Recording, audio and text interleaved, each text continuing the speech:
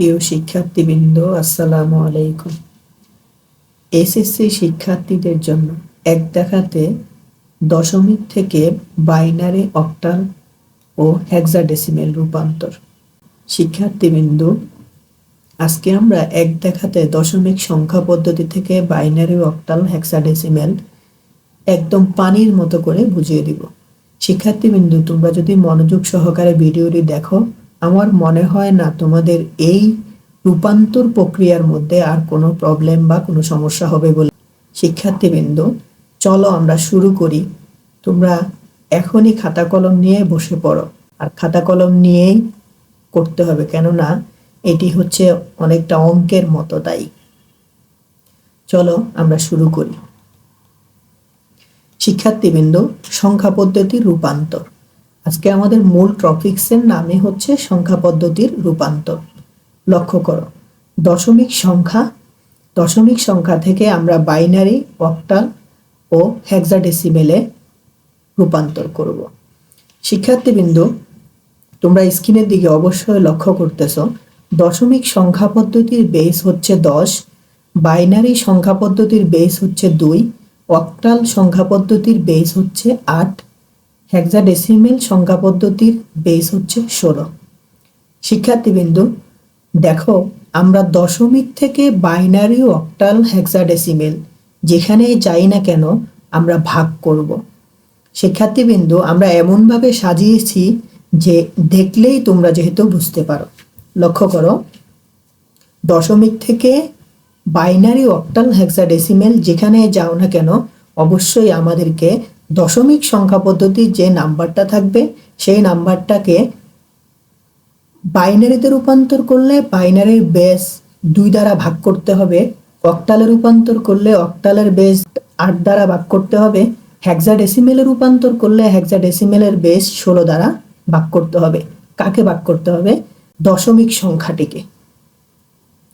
শিক্ষার্থীবৃন্দু, এখানে একটু বলে নেওয়া ভালো, দশমিক সংখ্যা পদ্ধতি হচ্ছে ওই সকল নাম্বার যেই সকল নাম্বারগুলো আমরা সাধারণত 0, 1, 2, 3 এভাবে করে ডট ডট অসংখ্য নাম্বার, এগুলোকে বলা হয় সাধারণত দশমিক সংখ্যা।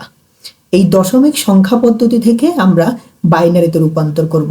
বাইনারিতে রূপান্তর করতে গেলে বাইনারির 2টি সংখ্যা মাত্র, 0 এবং 1। অক্টালে রূপান্তর করতে গেলে 0 থেকে 7 পর্যন্ত নাম্বার, আর হেক্সাডেসিমেলে রূপান্তর করতে হলে 0 থেকে 9, এরপরে A B C D E F পর্যন্ত মোট 16টি নাম্বার। চলো আমরা প্রথমে দশমিক সংখ্যা পদ্ধতি থেকে বাইনারি সংখ্যা পদ্ধতির রূপান্তরটা একটু দেখে নিই।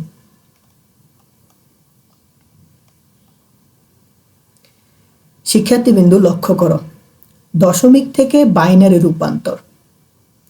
আমাদের এখানে দশমিক নাম্বারটি হলো 25।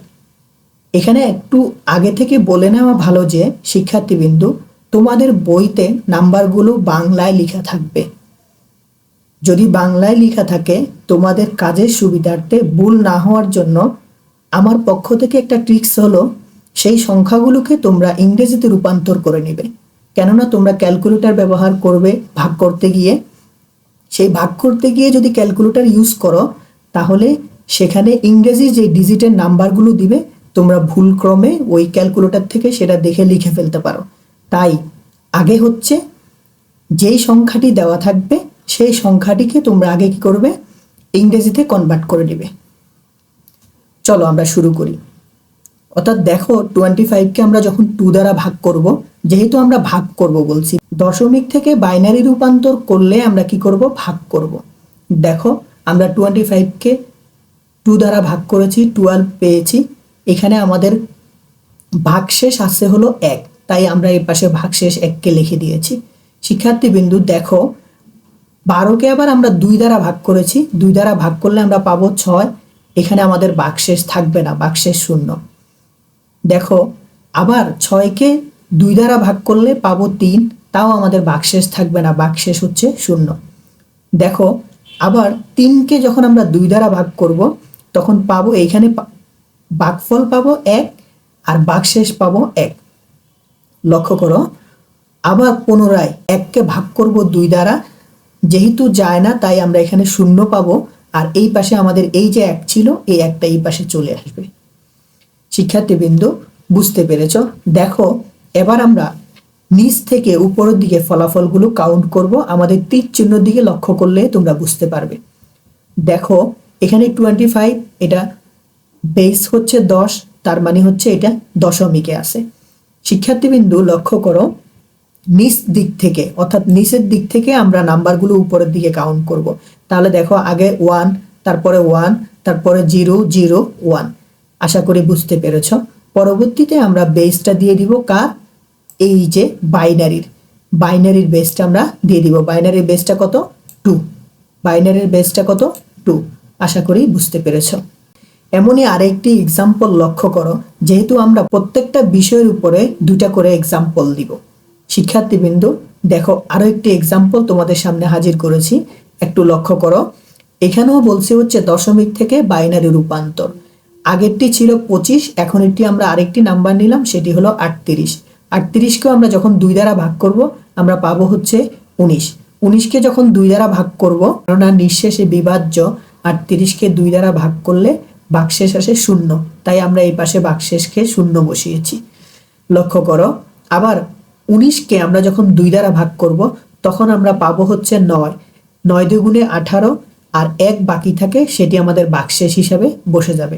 দেখো তারপরে 9কে আমরা যখন আবার 2 দ্বারা ভাগ দিব তখনও আমরা এখানে পাবো 4, আর ভাগশেষ আমাদের থাকে 1, কেননা 4 দ্বিগুণে 8। শিক্ষার্থীবৃন্দু লক্ষ্য করো, এই 4-এর পরে 4কে আমরা আবার যখন 2 দ্বারা ভাগ দিব আমাদের ভাগশেষ থাকে না, 0। আবার 2কে আমরা যখন 2 দ্বারা ভাগ দিব তখন আমরা পাবো 1, ভাগশেষ তাও নাই। দেখো পরবর্তীতে আবার 2 দ্বারা যখন দিব আমাদের এই পাশের যে 1টা ছিল এটা এই পাশে চলে আসবে। আশা করি বুঝতে পেরেছো। লক্ষ্য করো আমরা ফলাফল কাউন্ট করব নিচে থেকে উপরে। এখানে যে 38 সংখ্যাটি ছিল, 38 সংখ্যাটি দশমিকে ছিল, তাই আমরা 38-এর নিচে বেস দিয়েছি কত? 10। লক্ষ্য করো 38-এর নিচে বেস দিয়েছি কত? 10। শিক্ষার্থীবৃন্দ নিচ থেকে উপরের দিকে যে ফলাফলটি আমরা কাউন্ট করেছি লক্ষ্য করো, প্রথমটি 1, তারপরে 2টা 0, তারপরে হচ্ছে 11 0। দেখো 1 0 0 11 0। এখানে বেস কত? 2। কেন বেস 2? আমরা বাইনারিতে রূপান্তর করেছি। শিক্ষার্থীবৃন্দ আমরা বাইনারিতে রূপান্তর করেছি। কিসে রূপান্তর করেছি? বাইনারিতে। আশা করি বুঝতে পেরেছো। শিক্ষার্থীবৃন্দ তোমরা মনোযোগ সহকারে দেখবে, কোনো অংশে যদি সমস্যা মনে করো বা পেন্ডিং মনে করো, কোনো জায়গায় যদি তোমরা বুঝতে না পারো আমাদেরকে অবশ্যই কমেন্টের মাধ্যমে জানাবে। চলো আমরা পরবর্তী এক্সাম্পলে যাচ্ছি। এবার আমরা শিখব হচ্ছে দশমিক থেকে অক্টালে রূপান্তর। শিক্ষার্থীবৃন্দ অক্টালের নাম্বারটা, অক্টাল যে নাম্বারটা, সেই নাম্বারটার বেস কত? সেই নাম্বারটার বেস হচ্ছে 8। শিক্ষার্থীবৃন্দ সেই নাম্বারটার বেস হচ্ছে কত? 8। তাই আমরা 8 দ্বারা এদেরকে কি করব? ভাগ করব।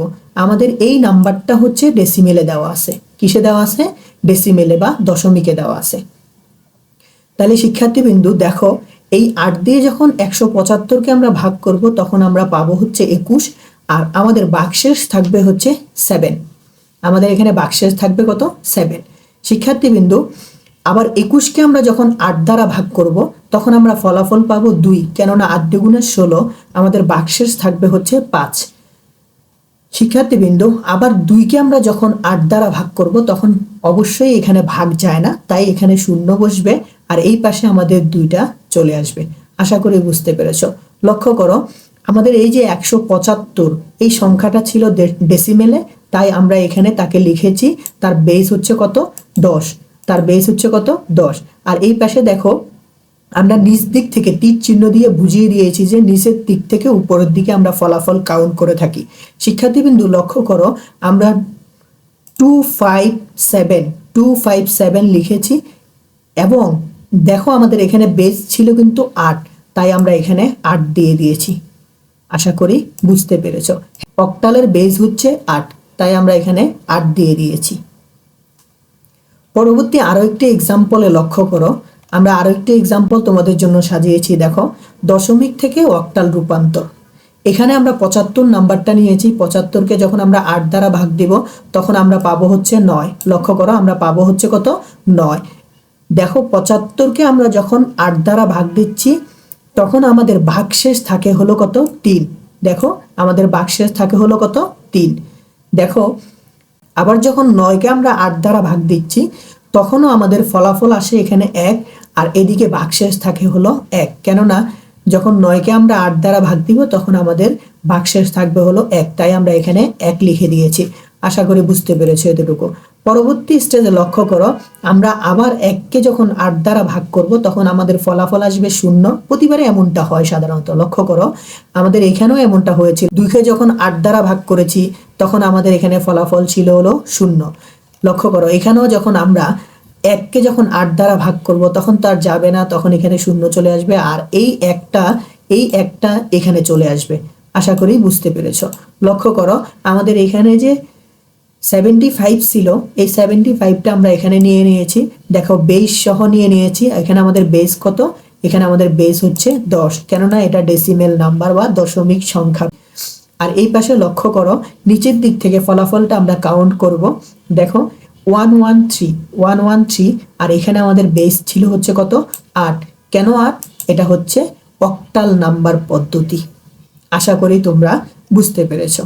শিক্ষার্থীবৃন্দ, আমরা আরো একটি স্টেজ তোমাদের জন্য কমপ্লিট করব, সেটা হচ্ছে দশমিক থেকে হেক্সাডেসিমেল রূপান্তর। কেননা আমরা তো বলে দিয়েছি যে এক দেখাতে সংখ্যা পদ্ধতি, এক দেখাতে কি সংখ্যা পদ্ধতি। তাই আমরা আজকের ক্লাসে এই সংখ্যা পদ্ধতির মূল বেসিকটি আলোচনা করব এবং তোমাদেরকে রূপান্তর করে দেখিয়ে দিচ্ছি কিভাবে কত সহজে কত মজা করে যে সংখ্যা পদ্ধতি করা যায়। শিক্ষার্থীবৃন্দ লক্ষ্য করো, এখন আমরা করব হচ্ছে দশমিক থেকে হেক্সাডেসিমেল রূপান্তর। লক্ষ্য করো আমরা হেক্সাডেসিমেলের রূপান্তরটা কি জানি। হেক্সাডেসিমেলের বেসটা কত? হেক্সাডেসিমেলের বেস হচ্ছে শিক্ষার্থীবৃন্দ 16। হেক্সাডেসিমেলের বেস হচ্ছে কত? 16।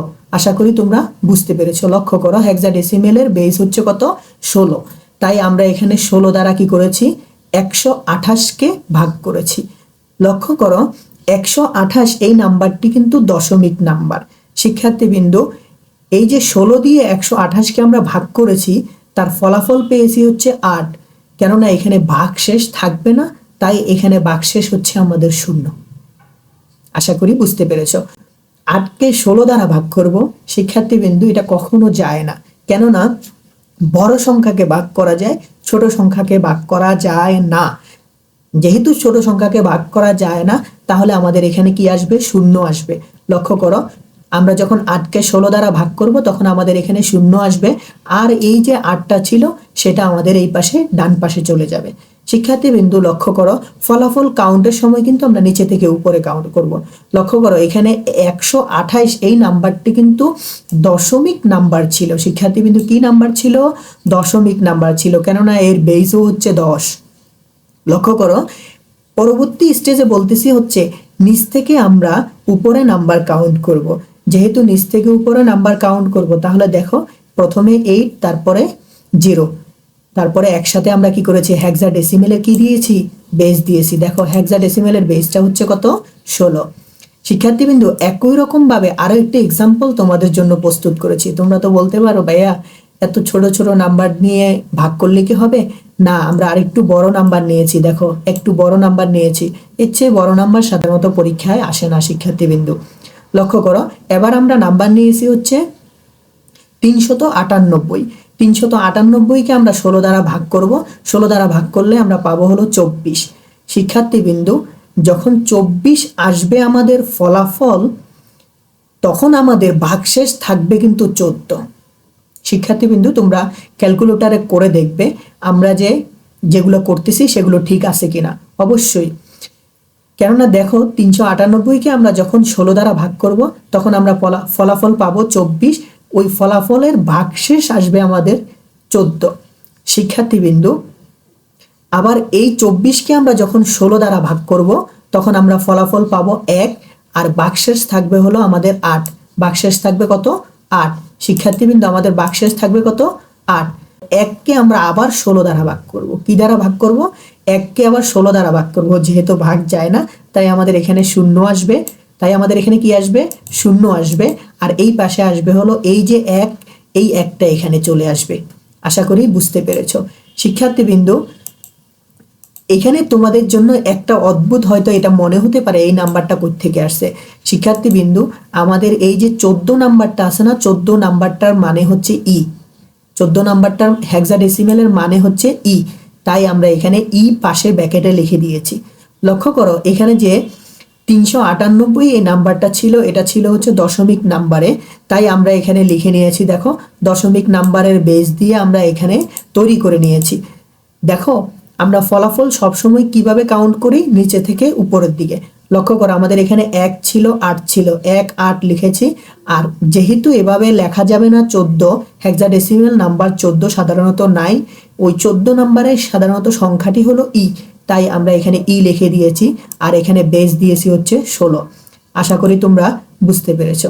শিক্ষার্থী বিন্দু, ভিডিওটি যদি ভালো লাগে তাহলে ভিডিওটি শেয়ার করবে, তোমার বন্ধুদের মধ্যে ছড়িয়ে দিবে এবং সবাইকে দেখার অনুরোধ করবে। আর কোন জায়গায় তোমাদের বুঝতে সমস্যা হয়েছে সেটি আমাদেরকে কমেন্টের মাধ্যমে জানাবে। পরবর্তীতে তোমরা কোন লেসন নিয়ে, কোন টপিক নিয়ে ভিডিও চাও সেটাও আমাদেরকে কমেন্টের মাধ্যমে জানাতে পারো। আর আজকের ভিডিওটি কেমন হয়েছে সেটিও আমাদেরকে জানাতে পারো। ভিডিওটি যদি ভালো লাগে বন্ধুদের মধ্যে শেয়ার করবে। আজকের মতো বিদায় নিচ্ছি। আল্লাহ হাফেজ।